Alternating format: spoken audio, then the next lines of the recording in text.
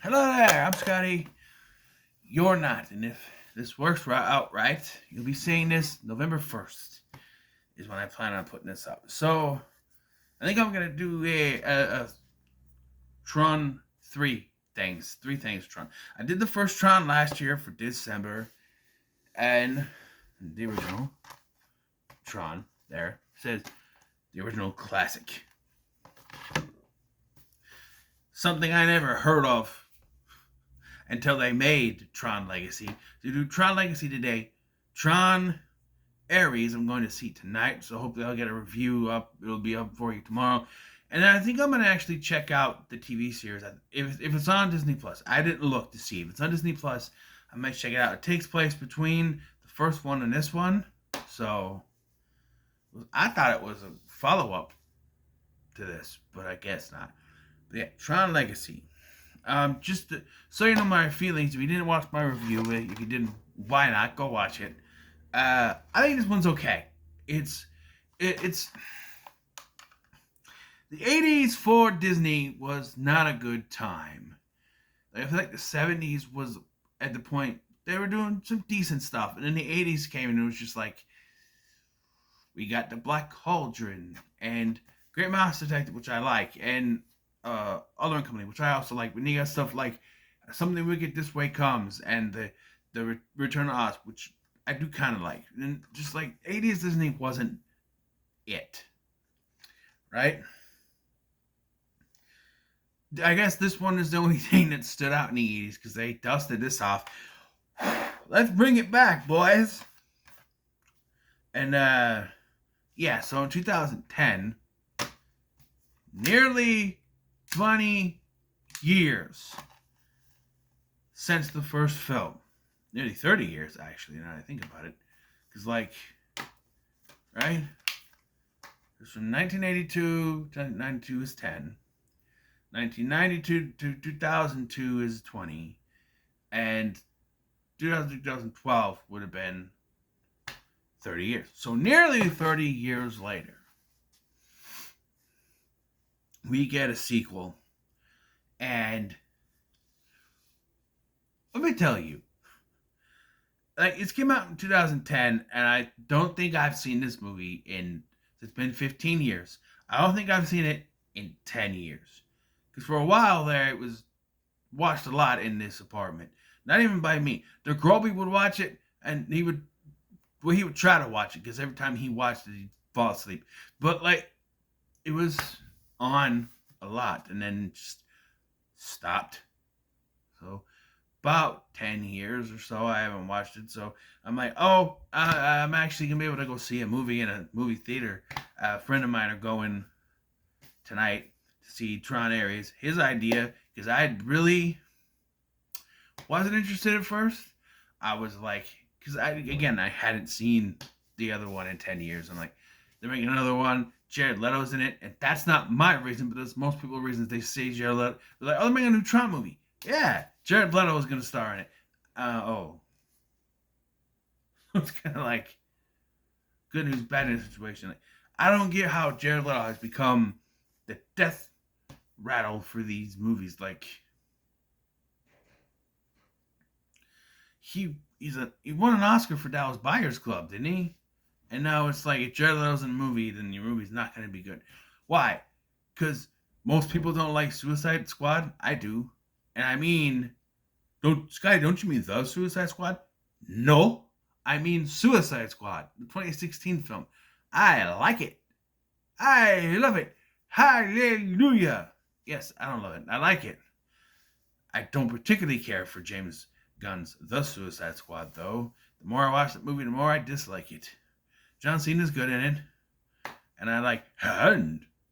But there's just, they do go out of their way to just completely erase anything from the first film, or also copying it. They bring back 3 characters. 4, if you count Waller. And she's got to be in it. But 3 characters and actors from the previous film, and kill off 2 of them. Because Margot Robbie cannot be killed.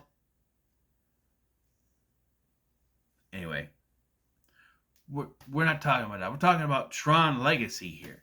a movie that I was honestly blown away rewatching. It looks good in HD and stuff. You know, you watch it on Disney Plus and everything. There are many things about the movie that looks good. There is one thing about this movie that doesn't, and we'll get to it. The story here is almost 30 years after the original film. You have Sam Flynn, the son of Jeff Bridges' character, Kevin Flynn from the original, who's kind of on his own, doing his own thing when uh, he gets sucked into the grid. Because Tron is not the name of the world, no matter how many people keep calling it. It's the world of Tron. No, Tron is not the world. It's not the game. Maybe it's a game. It's a character. It's Bruce Boxleitner's character from the original one. It's it's a, it's a character that is never the main character, but always around. Even in this, there's like a you they talk about how Tron died, like when the takeover happened, and it's like, but no, actually he's just been reprogrammed, and then towards the end he gets his memory back or something, right? And watching this, it made me realize why we haven't gotten. It might took 15 years for a Tron sequel. Because look at this, it's like, okay, they went all in on this after it came out. They did this. They did the TV series, which lasted 1 year, didn't do very good, and it's like, what happened? 'Cause you watch this, and it's very much. This was supposed to be their Star Wars, because the way that Jeff Bridges was presented in this movie, the actual Jeff Bridges character, the actual Kevin Flynn, he's a freaking Jedi within the grid, doing things, doing this, making come out. He's a Jedi within the grid. He has control, even though he's not in control. It's kind of weird. And it became obvious to me that the reason why this didn't go any further is because Disney got Star Wars. And like, I don't need that anymore. But now, everyone's pooping on Star Wars. It's not doing so good because they somehow Disney doesn't realize that Star Wars is for boys and to stop shoving women into Star Wars. So, no.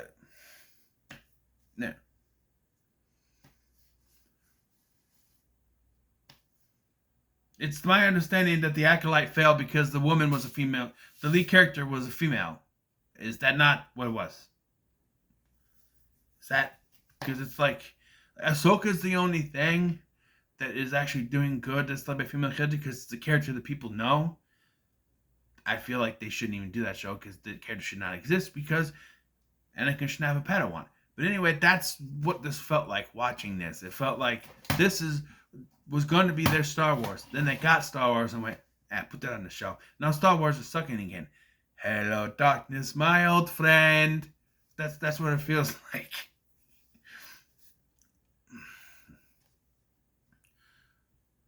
And yes, failing again because the prequel went, even though the last prequel was actually pretty good.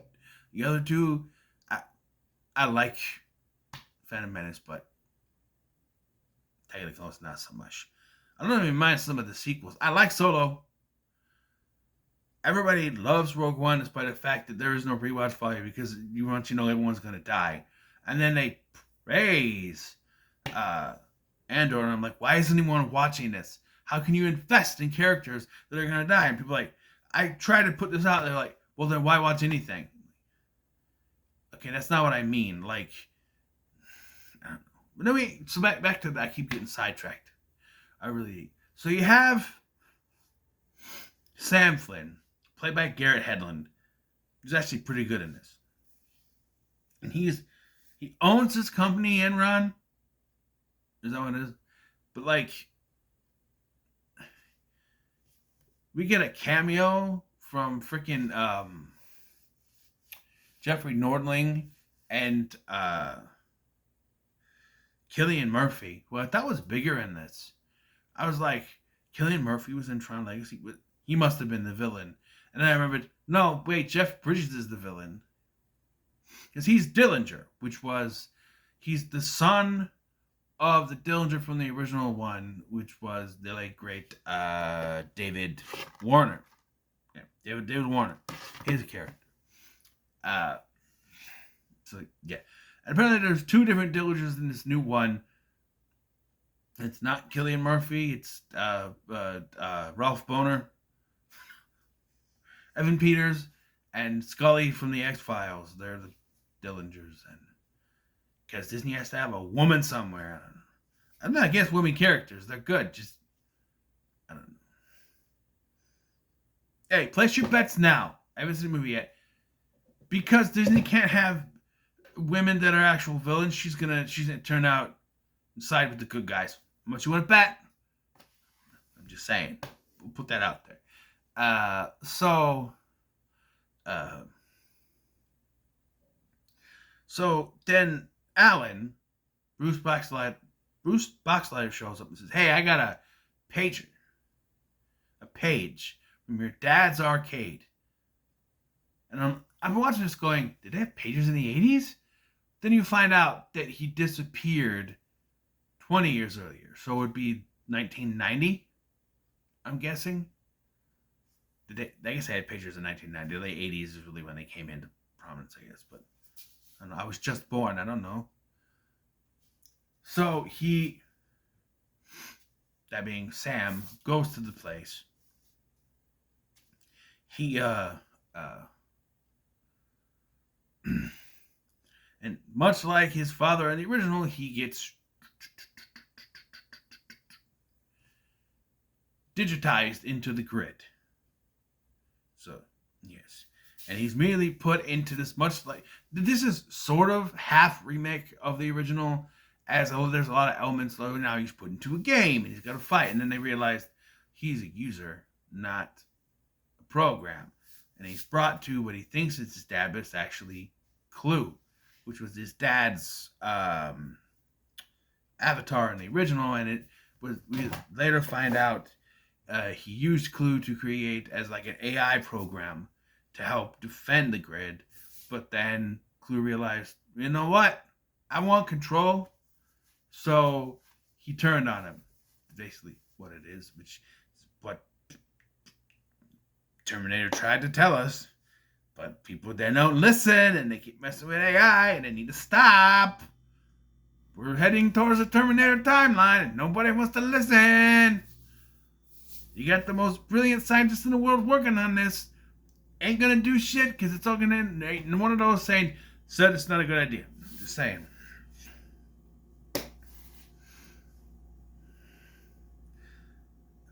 Anyway, so yeah. And so this is de-aged 1990 Jeff Bridges. They have a stand-in, and they de-aged Jeff Bridges' face, put it on this guy. Kind of like what they did with Paul Walker in Furious 7, but that looked better than this.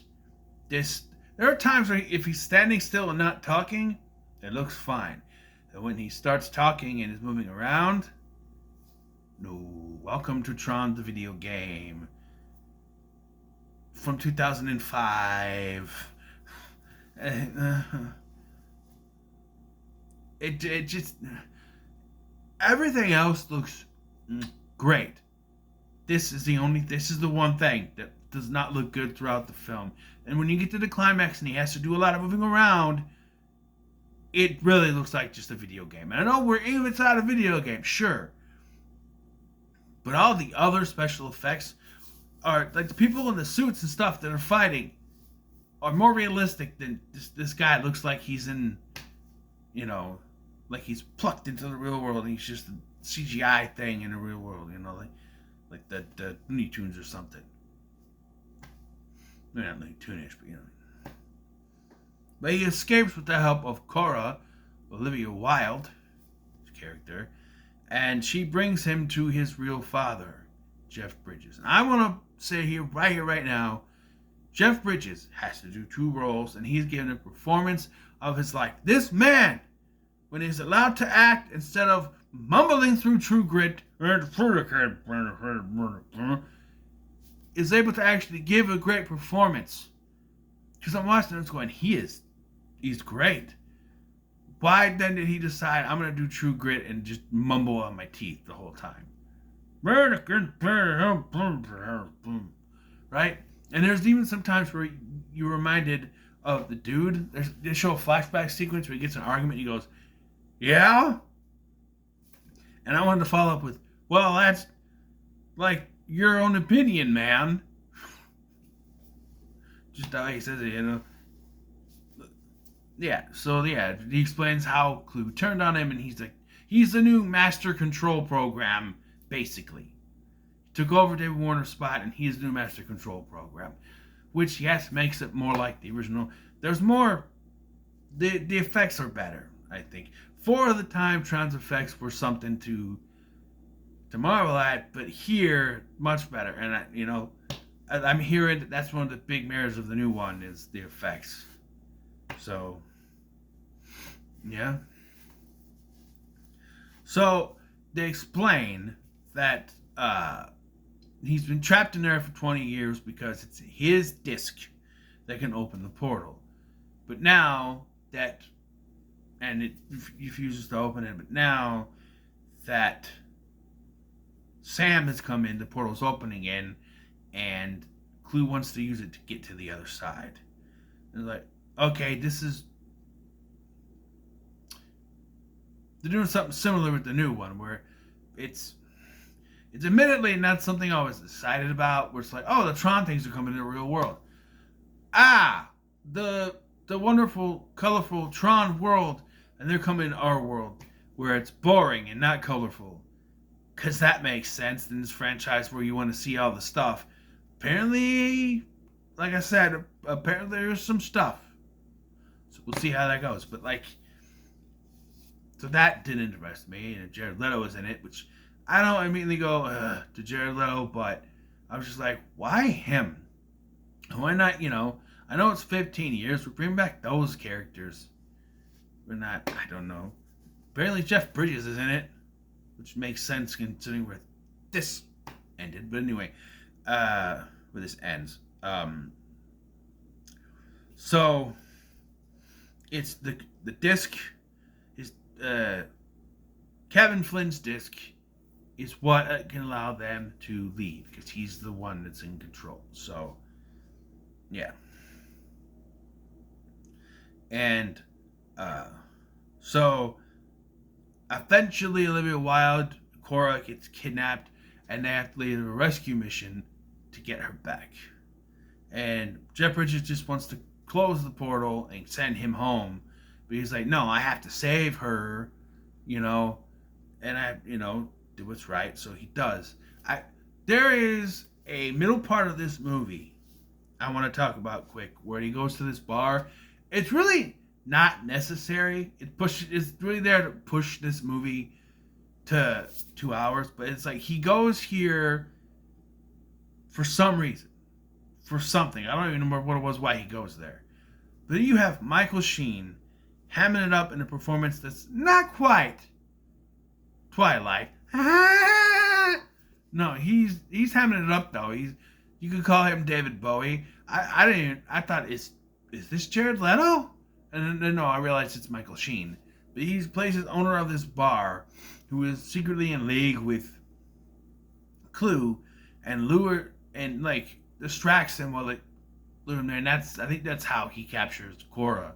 But it's like, yeah, and then as penance for this, Clue destroys because he's like, oh, I have the disc and we'll make a deal and blah blah blah, and then he takes the disc and then blows up the bar. So yeah, that deal works, didn't it? But so he rescues her, and they're on the way while Sam goes to rescue Cora while Jeff Bridges, I'm gonna call him Jeff Bridges goes to commandeer a vehicle. And I do like the Jedi. He's a Jedi. He does this thing where he boops this guy's back and turns around.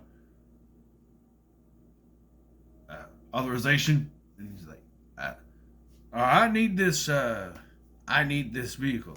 You don't have authorization. Yes, I do. And then another thing is like, proceed. And I'm just like, that's not the drug you're looking for. You will let me use this vehicle. It's basically Jedi powers. So he basically gets this, and Sam saves Korra.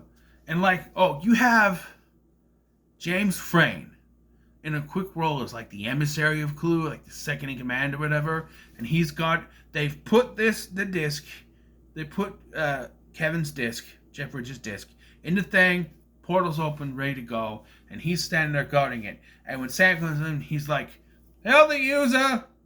And I'm like, wait, did he just turn on him? And lets him take it, and then goes, "So what are you doing here? We need to save you." And then go, come with me if you want to leave. No. And then they get in the vehicle, and Clue comes up, and he's like, "Death to the man!" Kills him. I don't know if he was saying death to the user, death to, but I don't know. It reminded me of Super Mario Brothers movie, the original one, where it's like they're like death, down with Koopa, his own cousins, down with Koopa, down with Koopa, like they're just praising his downfall in there. But and so then Jeff Bridges looks at Korra and goes, "I have a favor to ask you." And I'm sitting there for a minute. I couldn't remember everything. I'm like, they switched discs, didn't they? And sure enough, that's what it was, because he gets a hold of Kevin's disc, and it turns out that's not the right one. Korra has it. And like Jeff Bridges purposely cuts himself off from the other two, and he's like, "No, you gotta come with. Just go. I got it." And Clue tries to jump, and he can't do it. And he gets close to doing it, and this is where the CGI on his face is very, very bad. But then Jeff Bridges uses this Super Jedi grid powers to knock out the other fleet, because we find out as they're sneaking onto this boat thing, because that's how I do it, that the ship is carrying he's repurposed a bunch of those programs, and he's made an army, and he's going to send the army into the real world. Right? So, yeah. And then there's Skifter, or whatever his name is, which is a repurposed TRON, who reprograms himself because he keeps hearing, I don't know, Jeff Bridges uses his Jedi powers or something, and he's able to switch back around again. And so then you get the screensaver thing of him doing this, which with her right next to him, which is literally the Star Wars poster. But and that's what sends them back into the real world. And it's weird how they do this thing where they make you think she didn't make it, because like Kevin is left there. He's in charge again. Clue is dead. And so he's been destroyed. Yeah. And so like this thing where he's at the arcade, he's talking to Alan. He's like, "I'm giving a company to you, Alan," which Billy Madison ripped it off, or they ripped off Billy Madison. That's right. I'm thinking this is the original one. They ripped off Billy Madison because that's what Billy does. He's like, "I'm gonna go do my thing with my girlfriend, and you're in charge now," which is what Billy Madison goes, "I'm gonna go to college and I'm gonna be with my girlfriend, and you're in charge now, Carl." But I can do that. I know it's not Carl's laugh, but he does it. But anyway, yeah, and he walks out, and it makes you think he's just gonna be alone, and then she's there. Like, were we supposed to believe she wasn't gonna be there? Like it didn't work or something? And like earlier in the film, they're talking about what a sunrise or the sun looks like, and so like, I like the scene though. She's like, "What's the sun like?" He's like, "I've never been asked to describe it before. It's warm, you know." And then they get real good. It's like they're like their love interests, but it's like their love interest, but not really.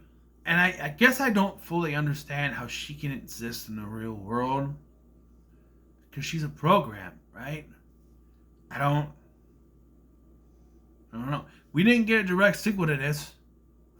They decided not to pursue it because the show didn't do very good. I guess like, oh, I guess they're sick of this, or like I said, they just got Star Wars. Like we don't need to do our own Star Wars anymore, and now it's not doing so good. Oh, I had to bring it back off the shelf again. I don't know. But this was actually really good. Really good. So, yeah, I'll say it's pretty good. I actually really enjoyed this. I forgot how good this movie was. So, yeah. And I think the thing was because I watched the first one last year and I was like, I don't know if I ever want to revisit Tron Legacy. Also, it's kind of long. It's just over 2 hours. So it's not too long, but it's kind of long. The ideal length is 90 minutes, but like I said, you take out the whole sequence in the bar with Michael Sheen for no reason. He doesn't do that in the movie. Yeah, I had to do one last time. You take that out, you got yourself an hour and a half movie for sure. So a little bit over an hour and a half maybe. But yeah, it was a fun watch. So we'll see where it goes in the next one. And if there's even a connection. And then I'll probably take a look at that show. We'll see. Anyway, what are your thoughts on Tron Legacy? In the comments below. Should I share and subscribe? Thanks for watching. I'm Sky and I'll see you in the next one.